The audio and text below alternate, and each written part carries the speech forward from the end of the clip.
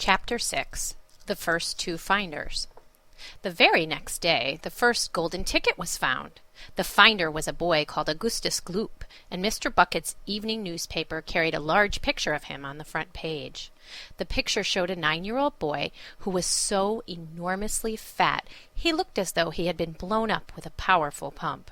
Great, flabby folds of fat bulged out from every part of his body, and his face was like a monstrous ball of dough, with two small, greedy, curranty eyes peering out upon the world. The town in which Augustus Gloop lived, the newspaper said, had gone wild with excitement over their hero. Flags were flying from all the windows, children had been given a holiday from school, and a parade was being organized in honor of the famous youth. "I just knew Augustus would find a golden ticket," his mother told the newspaper man. "He eats so many candy bars a day that it was almost impossible for him not to find one. Eating is his hobby, you know. That's all he's interested in. But still, that's better than being a hooligan and shooting off zip guns and things like that in his spare time, isn't it? And what I always say is, he wouldn't go on eating like this unless he needed nourishment, would he? It's all vitamins anyway.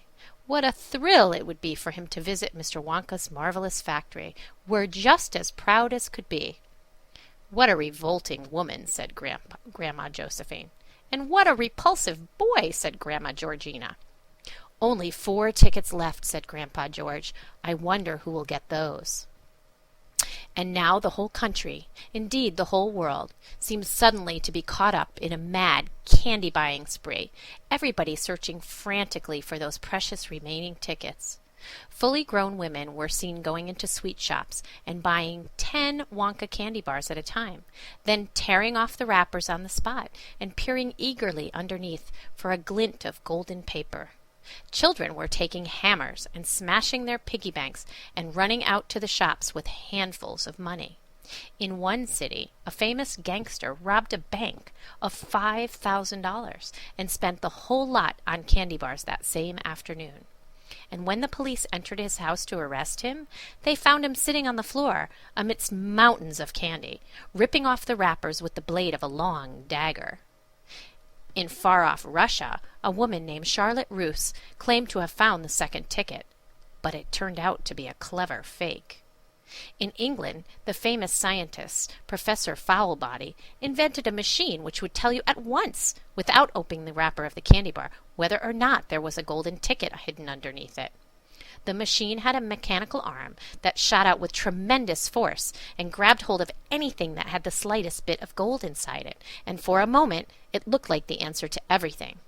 But unfortunately, while the professor was showing off the machine to the public at the candy counter of a large department store, the mechanical arm shot out and made a grab for the gold filling in the back of the tooth of a duchess who was standing nearby. There was an ugly scene, and the machine was smashed by the crowd. Suddenly, on the day before Charlie Bucket's birthday, the newspapers announced that the second golden ticket had been found. The lucky person was a small girl called Veruca Salt, who lived with her rich parents in a great city far away. Once again, Mr. Bucket's evening newspaper carried a big picture of the finder.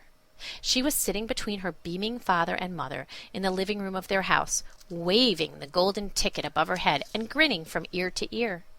Veruca's father, Mr. Salt, had eagerly explained to the newspaper man exactly how the ticket was found. "You see, fellers," he had said, "as soon as my little girl told me that she simply had to have one of those golden tickets, I went out into the town and started buying up all the wonky candy bars I could lay my hands on. Thousands of them I must have bought, hundreds of thousands. Then I had them loaded onto trucks and sent directly to my own factory. I'm in the peanut business, you see, and I've got about 100 women working for me over at my joint, shelling peanuts for roasting and salting. That's what they do all day long, those women. They sit there shelling peanuts. So I says to them, 'Okay, girls,' I says, 'from now on, you can stop shelling peanuts and start shelling the wrappers off these crazy candy bars instead.' And they did. I had every worker in the place yanking the paper off those bars of chocolate full speed ahead from morning till night. But 3 days went by, and we had no luck. Oh, it was terrible. My little Veruca got more and more upset each day. And every time I went home, she would scream at me, "Where's my golden ticket? I want my golden ticket!" And she would lie for hours on the floor, kicking and yelling in the most disturbing way. Well, sir, I just hated to see my little girl feeling unhappy like that. So I vowed I would keep up the search until I got her what she wanted. Then suddenly, on the evening of the 4th day, one of my women workers yelled, "I've got it! A golden ticket!"